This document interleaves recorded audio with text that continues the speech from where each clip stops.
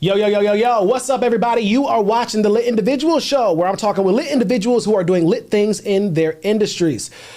I gotta give a sigh in this first one because this is about to be a doozy of a conversation. I've got my friend-tor. I have a future business partner, but overall someone who I can really go to for when I need some advice, when I need a good laugh, and also some good conversation. I got my boy Q in the building.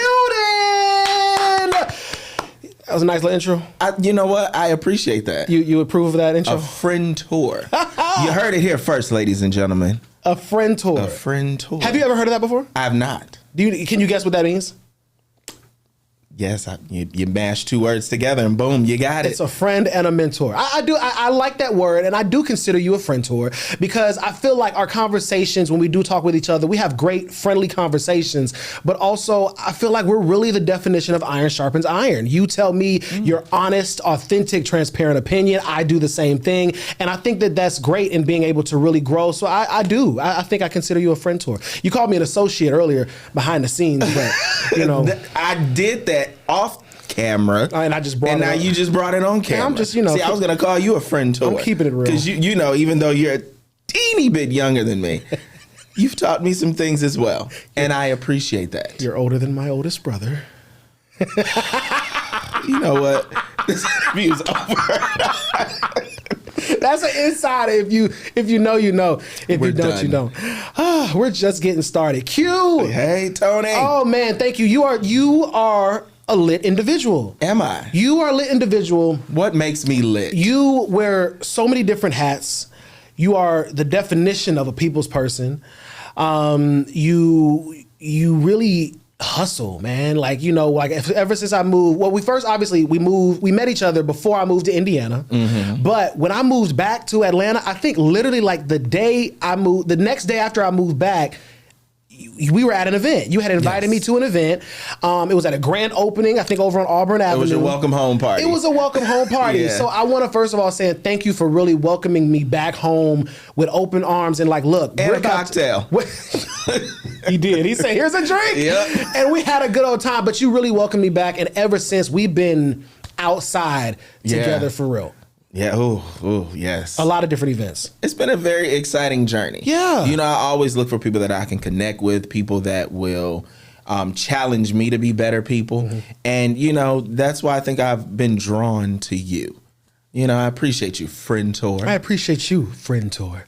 Well, Q, let's kind of back up. I like to be able to give context behind the lit individual that I'm speaking with, right? So, you know, Atlanta is home. Atlanta is where you are, but it's not necessarily where you're from, right? Talk to me a little bit about where you're from. Who is Q? Where did you kind of find this passion for what you do now? Because I'm guessing you've always kind of been an extrovert, or you've kind of always been the one who knows what's going on, a people's person, or correct me if I'm wrong. No, you're actually right. Okay. So originally I am from Cleveland, Ohio.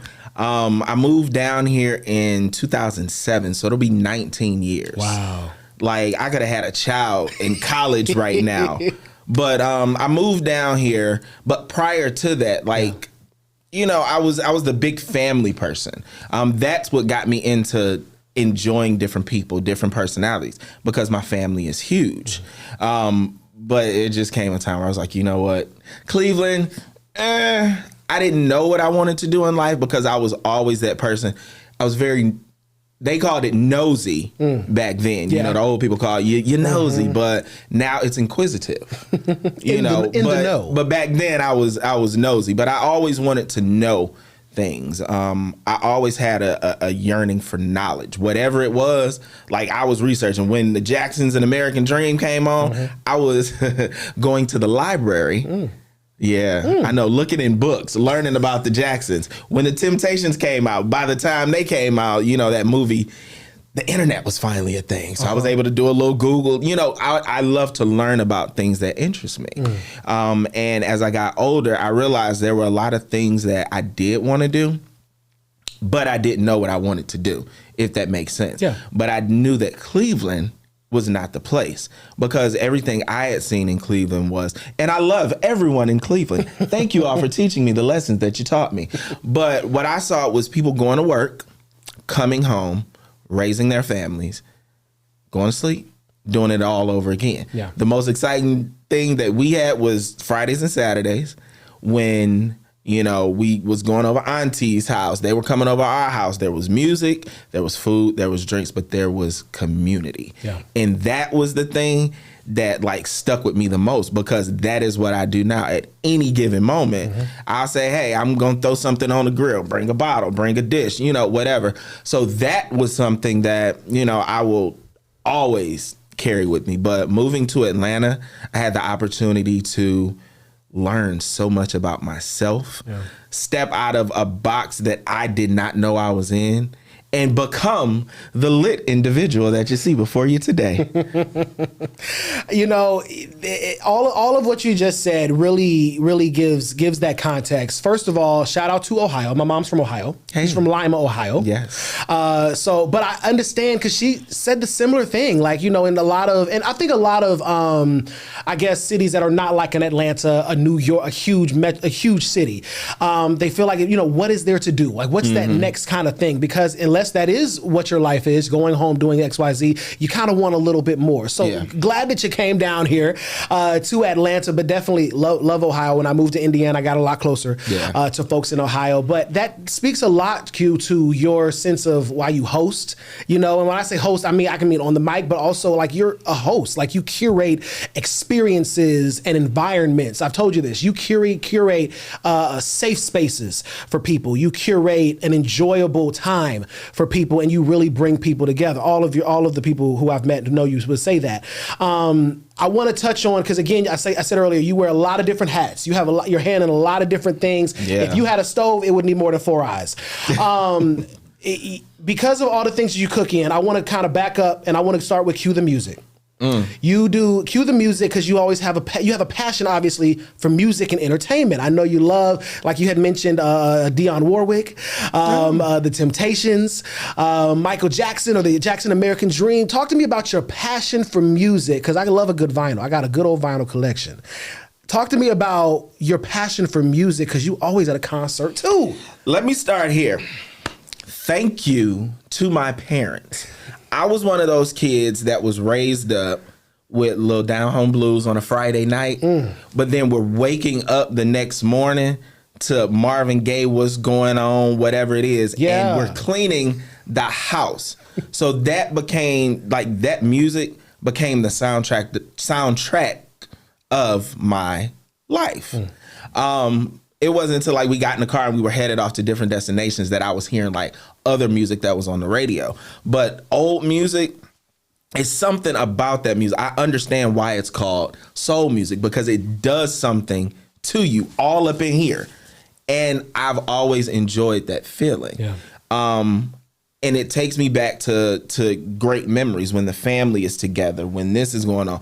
A lot of these songs that I've heard, I have a memory that, you know, connects to these different songs. So I've brought these songs here. I've brought these songs into friendships. And as I got older in Atlanta, I was like, you know what? This person's coming to concert. This person's coming to concert. And for the last maybe 15, 16 years, I've been in media. So I've been blessed enough to interview a lot of people. So leveraging that, and then having, you know, your own media brand, I'm like, you know what? I know this person is coming to concert, but I'm going to reach out to this person to get to this person, to get to that person, to get to you, and I'm going to interview you. Yeah. And that's something that, like, that brings me joy. Yeah. It's passion. I can also, I find myself bringing other people into that.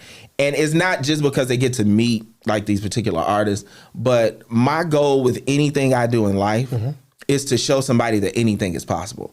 All you got to do is open up your mind and get off your ass, okay? And you know, the way you stop. I mean, you know, I didn't know if we bleeping that out or what, but you know, you can do anything that you want to do. You just got to believe it. Yeah. Like for me, like I said, The Temptations, when The Temptations movie came out in 1990, 2008, so long ago. I knew then that they held a special place in my heart. Did not know that 23 years later, I will be interviewing them. Wow. As they, released their 60th album. Their team felt that the interview was so good. And I think, with them being in the industry for 60 years, to have somebody who is in their 30s appreciating somebody that has been in the industry way longer than I've been around, I think they love things like that. It lets them know that their legacy will continue. So I got hit up on the back end by their team, like they are giving you tickets to their concert and they want you to come meet them. Wow. I was like, I get to meet, ain't nobody coming to see you, Otis, but I did. How about that? I'm coming. I'm right here. Exactly. And from then on, I was like, you know what? Anytime I've done this, I'm going to meet this person. We can do the interview because most people that I've interviewed, they do the virtual because of where they are. But we've had this conversation and I'm going to meet you. If you come to my city, I'm going to meet you. And the ultimate for me, now Anita Baker, I'm still waiting on you, was Dionne Warwick. She's been in the game 66 years. And she is literally the blueprint for a lot of the artists that have come after. Hell, even Aretha Franklin recorded Dionne Warwick songs. So to have a conversation with her, I was like, I haven't talked to nobody else for the rest of the year because I got who I wanted. But it don't stop there.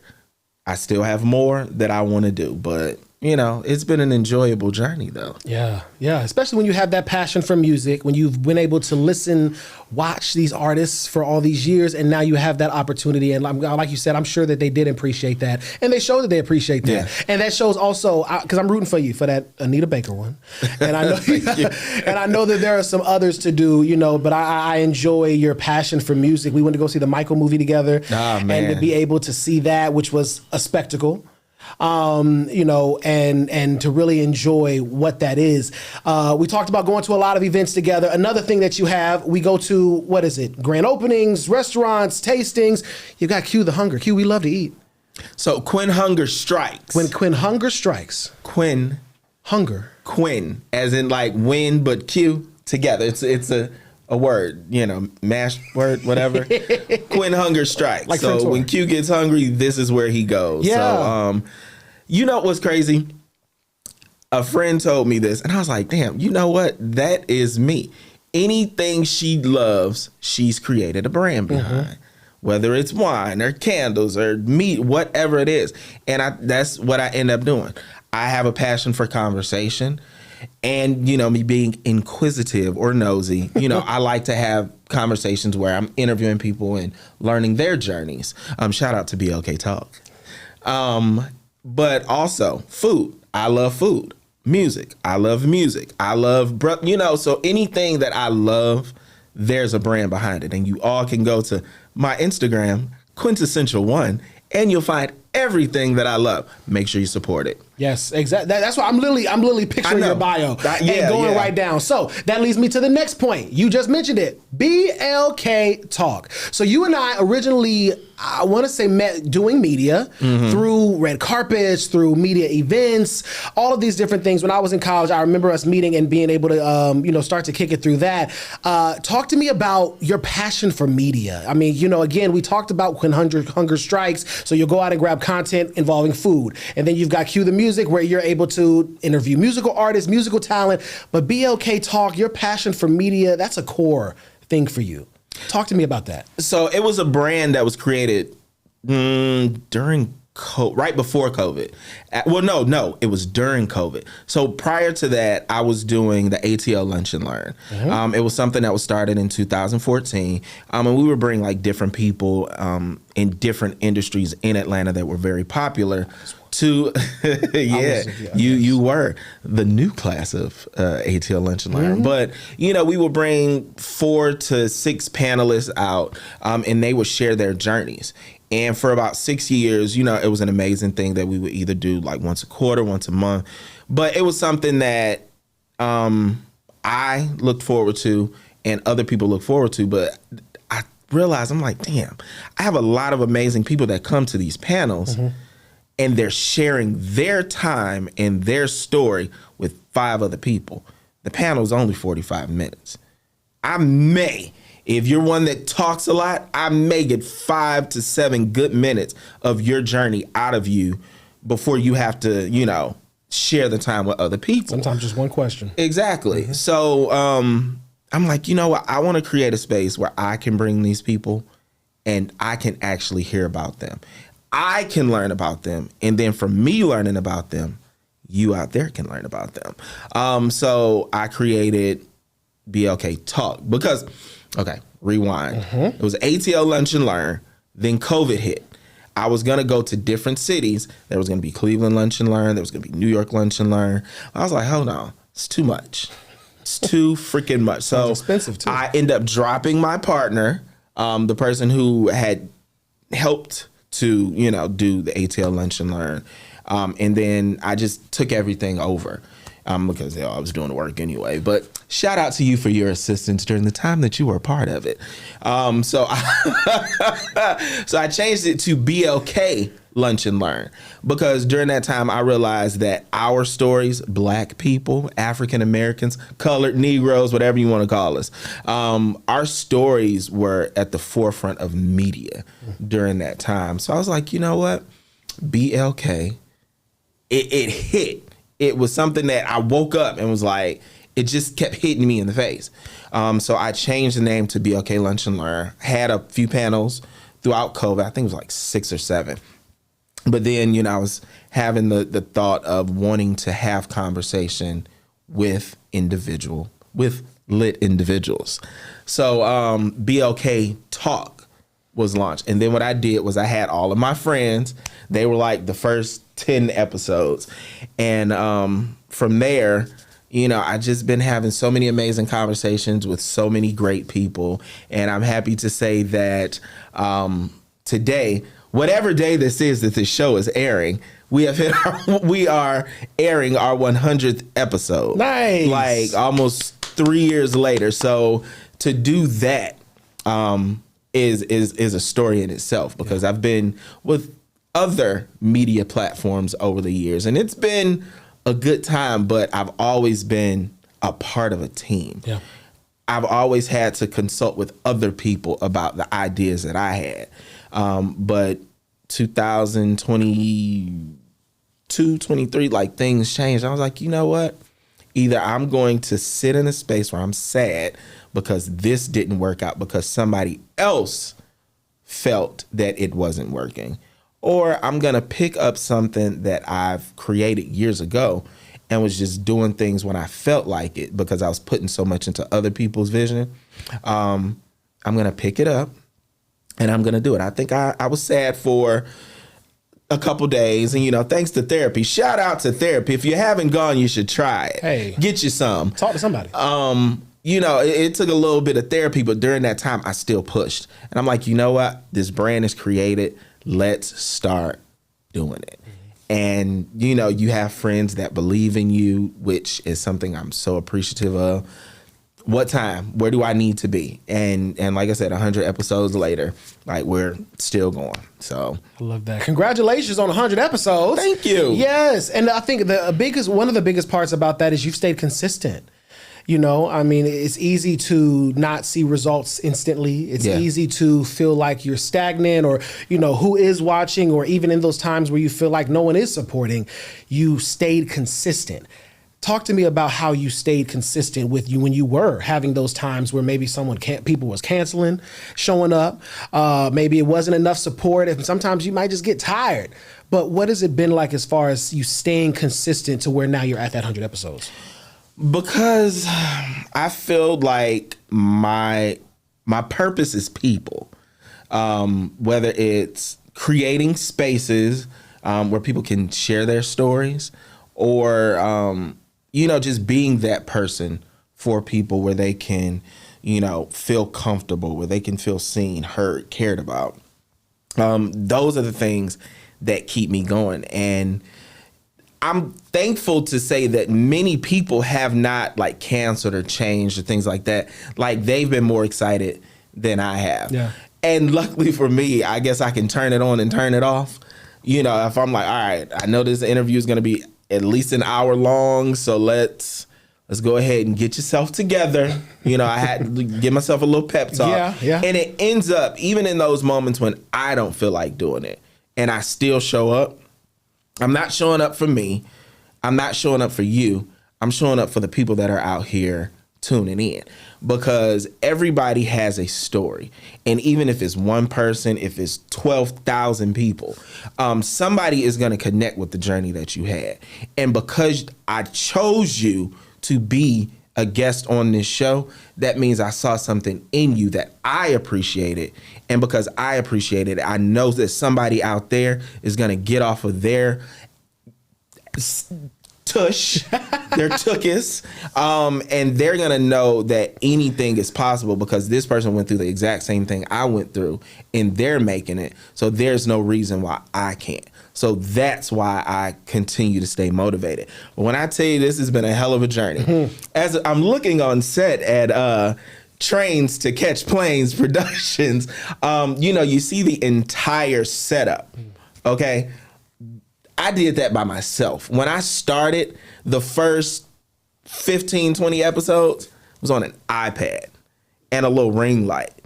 And I just kept going. And I'm like, slowly but surely, I'm going to build. And then I got the big lights and I got the, and I kept believing in myself. Yeah. And I kept growing. But learning everything that I had to learn was an amazing thing, because once again, I was a part of a team for everything I did. So there was somebody for everything.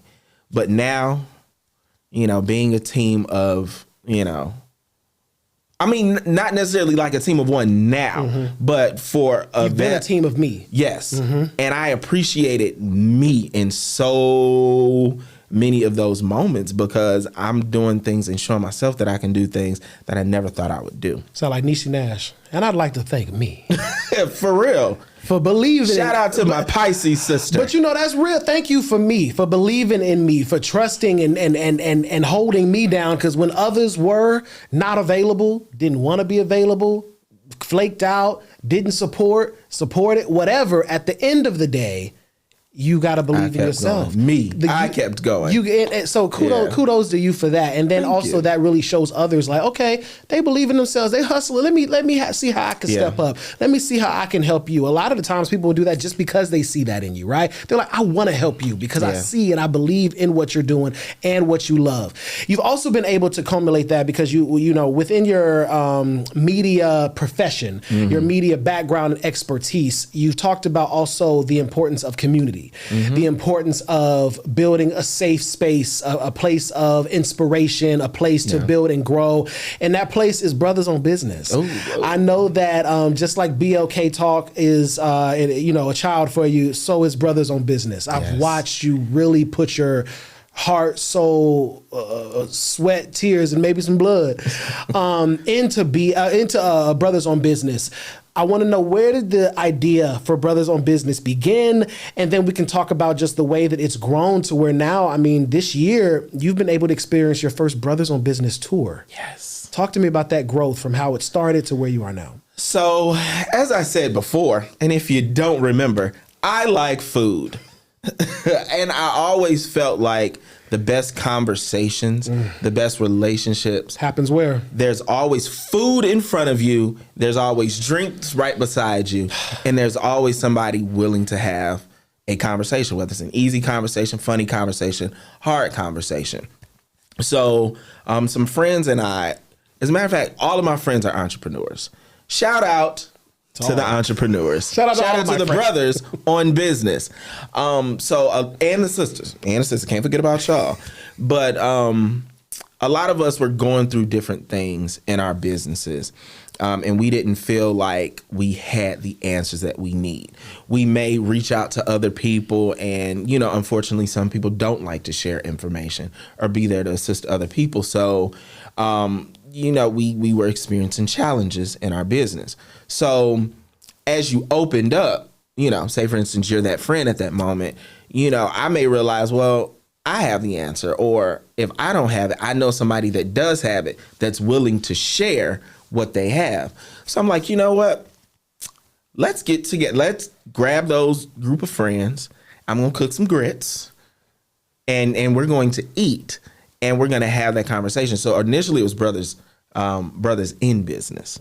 But I waited too late to get the LLC. People, handle your business, okay? Because I waited 5 years to get the LLC and it was gone. So I had to change the name. But Brothers on Business is still as impactful as Brothers in Business. But after about 3 or 4 years of bringing people into my kitchen, into my home, I realized, I'm like, hold on now, it's 35, 40 people in my little townhouse and it's hot in here. Like, we gotta do something different. You just cook, the stove still on. It's hot. Exactly. So I'm like, we have to grow this. Like, I was so appreciative about people continuing to come, people wanting to bring people, but I'm like, now it's time to step it up, and that is what we did. And thankfully, I am a part of a community that has different resources. And because people believed in what I was doing, they believed in the things that I was saying, they believed in just the vision that I was blessed with. We got our first event space that we end up using, at no charge to the Brothers on Business organization. And in addition to that, there were people that came and was like, you know what? I believe in what you're doing. I want to sponsor the food. I want to sponsor this. I want to sponsor that. And this year I was like, you know what? I don't only want the people in Atlanta to experience this and appreciate this, because I have a cousin, shout out to Rico, Unique Automotive and Customs in Columbus, Ohio. Book your service now. He would come down to every Brothers on Business event that I would have. Supportive. Because it was something that he needed. And when I woke up this year, I don't know what the good Lord did, but he said intention. That is the word that was dropped in my spirit. The word of the year. 5 days later, I bought my first piece of land, and then I planned a tour for Brothers on Business. I said, I'm going to do Atlanta because Atlanta is home. I'm going to do Columbus because my cousin continues to travel here from Columbus. So he always says they need something like that there. So we play in Columbus. I'm like, hold on, I'm not going 150 miles away from Cleveland and not taking one to the place that birthed and raised me. So then Cleveland became a thing. So March, April, May, hitting a new city every month. And, it's been an amazing journey and I'm very thankful for it. But like, I had people that hit me up and was like, all right, well, friend, what about Houston? What about this? What about that? So right now we're in the early stages, but it is confirmed that Dallas is going to be the next city. So hopefully you can come, and hopefully you lit individuals that are out there now watching who live in Dallas can join us. Make sure you follow us on Instagram at Brothers on Business Inc. or www.brothersonbusiness.org. You're just a walking ad. I mean, why not? You are a living, breathing advertisement. Definitely shout out to Dallas. I have an uncle in Dallas. So that's hopefully a brother. Unc can come. That's a brother-owned business, and he's a chef. So let's see how we can like a real chef. We love food at Brothers on Business. Come on, exactly. So, congratulations on that. That's so much growth. That's such inspiration. Hold on, and I don't want to cut you off on your own show, but I have to thank you because it's because of friendships. Friend tours, and conversations that I've had with lit individuals like yourself that Brothers on Business has become what it's become. To have people that, even though I may go to a different city, even though, it may be a day where, you have your own things because you're a very busy individual, to know that certain people are always going to be at your event supporting you in your corner. Those are the things that continue to, like, when I'm at home, I may shed a little tear because you're appreciative of things like that. Because to have people who not only believe in you, but believe in the vision that you were blessed with, it's an amazing thing. So I just have to thank you for continuing to be there. And we're going to have some other things coming up for you guys very soon in 2026. So make sure you guys stay tuned. Yes. We have definitely been having conversations. I appreciate that. And I love that we can appreciate each other and show each other that love and support in that way. Because there's a lot of work to be done still. There's a lot of conversations to have, as the landscape of media continues to change, as the landscape of service continues to change, evolve rather. It's about the work that we're able to do, and what I think a lot of organizations and businesses are realizing is that we work better together. When we're able to come together with resources, with the Rep Zone, with Brothers on Business, with BLK Talk, with the Lit Individual Show, it's like you never know what can be created, especially when you talk about that circle, right?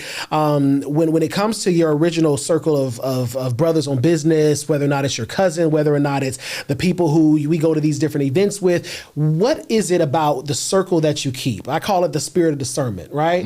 When it comes to identifying the people who are around, because Q, again, we say this jokingly, but you be at everything, whether it's an event for an arcade, grand opening, a restaurant, a screening, and I'm sure some people who just want to be around you because of your access, right? A lot of the times it's, well, why are you, what do you want? What are the people who are around you doing? How do you really modify or really be mindful of the circle that you keep? I know if you're hosting events, I know you don't like just anybody coming to your house, which makes sense. Anymore. Crazy thing. Talk to me about that though. How did you begin to really identify how you wanted to build your circle and how you use your spirit of discernment?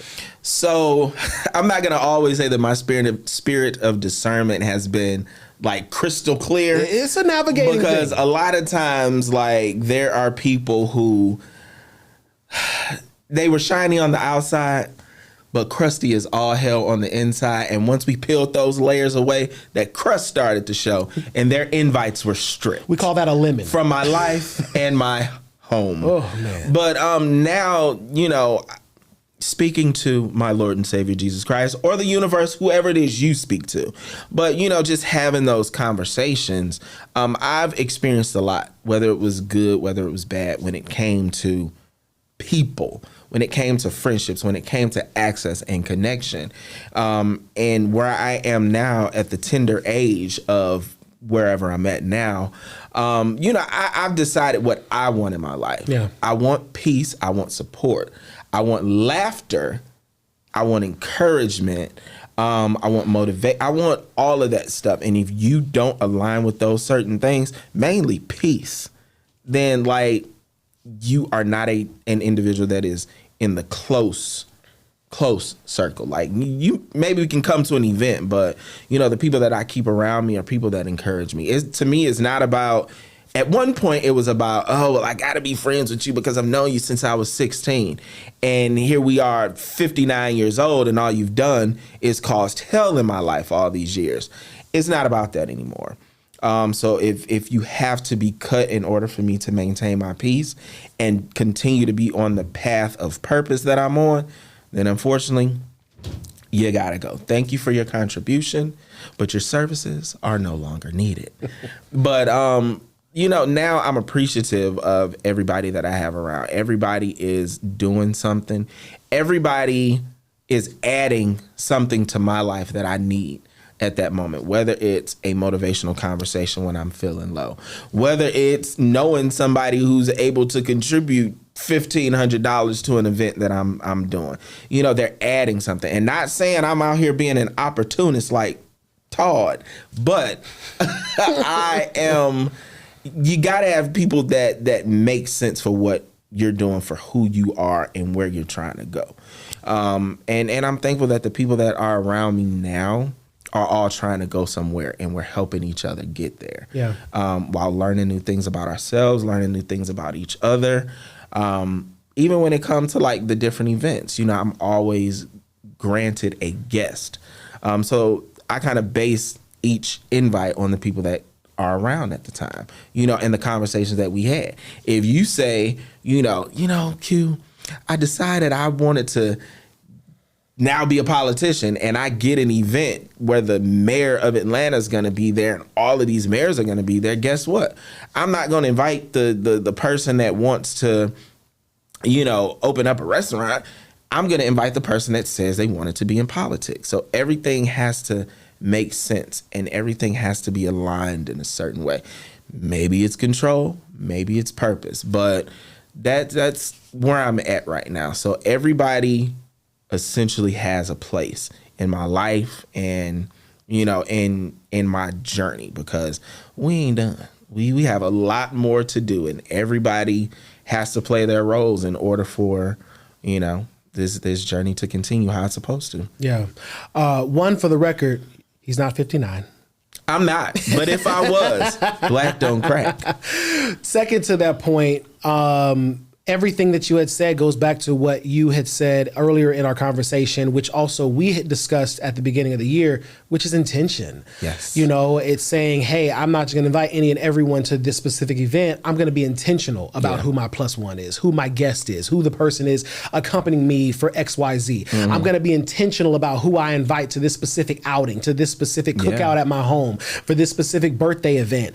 And, you know, I'm sure a lot of times everybody would want to go to everything that we do. We do a lot of cool stuff. Yes. But again, it's about being intentional, but also it's about, you know, figuring out how people can learn and create their own lessons and you know, create their own pathways. Yeah. And you had mentioned it earlier. Sometimes it's just straight up, you know, different levels. Not everybody can come up with you, you know, in the levels or the places that you're going. Not everyone can ride with you in the routes that you're taking. Some people just can't, you know, keep up. Yeah. And that's not a shot to specific people. That's just saying that we're all on different journeys. We're all on different speeds. We're all on different wavelengths. And it's up to our discernment to identify that. And at the end of the day, you know, any relationship, I tell my friends this all the time, whether it's a relationship, a friendship, platonic, whatever it is, at the end of the day, it's about what we are willing and not willing to tolerate. Yes. That's what it is. Your wife, your husband, your best friend, your sister, your brother, your mom, your dad. It's about what are you willing to tolerate with this person. I don't like that they do this, but I love them through it. Yeah. Or I love that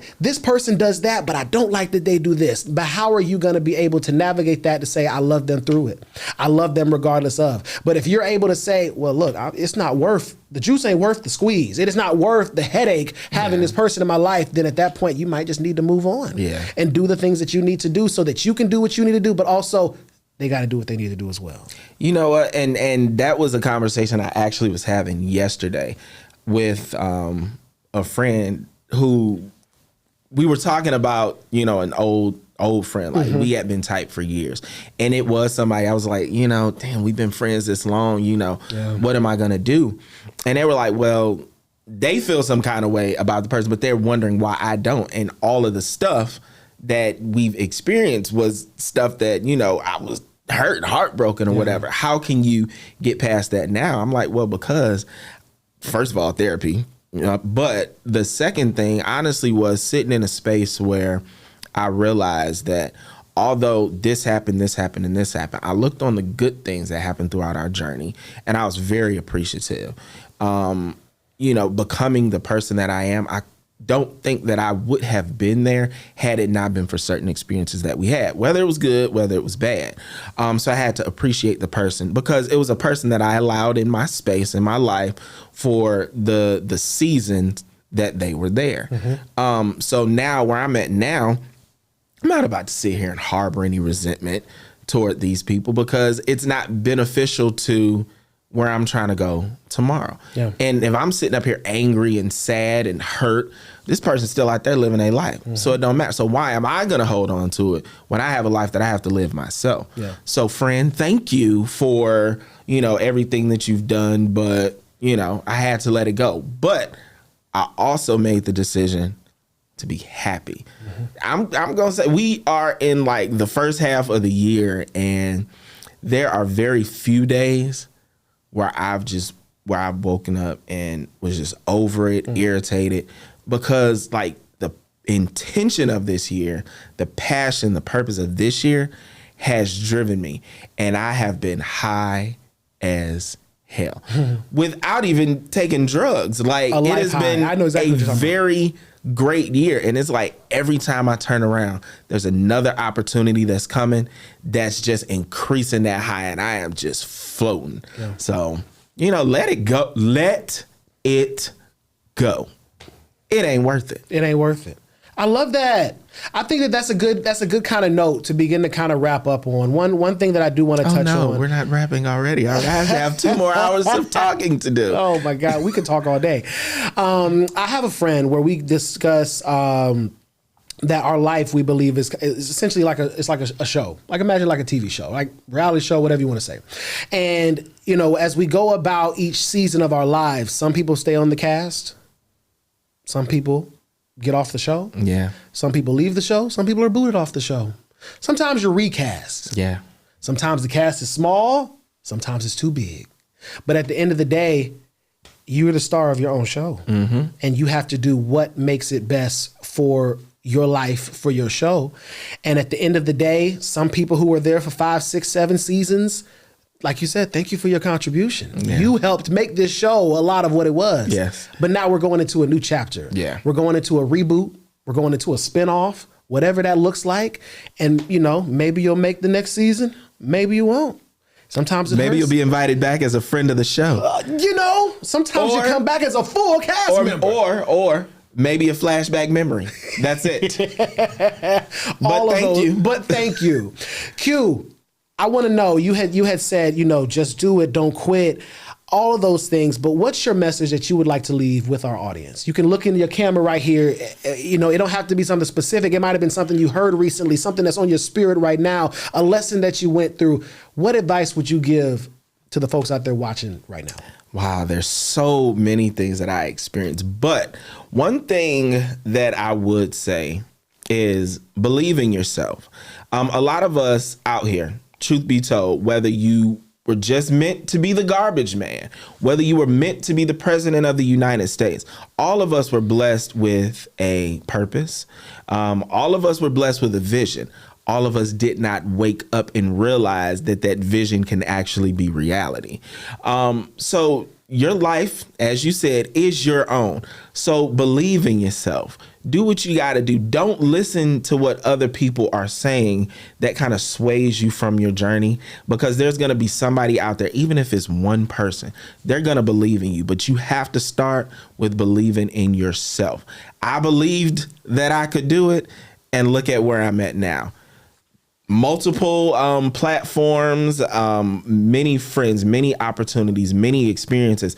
And for me, all it took was for me to hop in my 2001 Ford Taurus and leave Cleveland. And here we are 19 years later, and I've experienced some of the most amazing things. I've allowed my parents, my nieces, my nephews, my cousins, I've allowed my experiences to bless other people. But all it took was me believing that I could do it. So if that don't inspire you, call me. I help inspire you a little bit more. Come to a Brothers on Business event. Who knows? You'll be inspired there. But no, I'm not going to say just because, Nike might get us, but believe in yourself. That's the place to start. You can do it too. Exactly.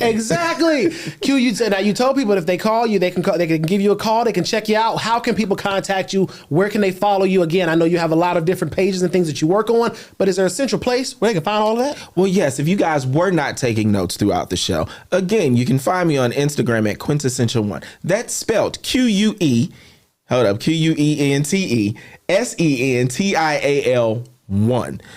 You can find Brothers on Business there, When Hunger Strikes, Cue the Music, whatever else BLK I decide Talk. that I wanted to create. Any of that on Instagram. Brothers on Business, the events are happening. So you have an opportunity, if you're a brother who is on business, even if you're a sister, we're creating spaces for you as well. www.brothersonbusiness.org. And hopefully, if you're not in Atlanta, Columbus, Cleveland, or Dallas, we'll be coming to a city near you very soon. Exactly. And hey, I'm going to go ahead and put out the ask. I'm going to put out the call to action. If you like what you heard today, if you were able to say, I believe in Brothers on Business, or you want to participate in starting something for the sisters, sponsor. Reach out. Say how you want and can get involved in whatever way that looks like if you believe in this mission. Q, I love you, brother. I appreciate you. You are a lit individual. Oh, and so are you. All right. All right, everybody, we appreciate you for tuning in to the Lit Individual Show. I got to give a special shout out to the entire team over here at Train to Catch Planes. A special shout out to Jasmine as well as PJ for helping hold down today's episode. You guys, if you want to know more about the Lit Individual Show, all you have to do is follow us on social media. That's the Lit Individual Show, Tony Benton Jr. TV, as well as the Rep Zone. And you can also go to TonyBentonJr.com to find out much more information. We'll see you next time, everybody. Peace. Everybody, let's go, let's go, let's go, let's go, let's go, everybody, let's go, let's go.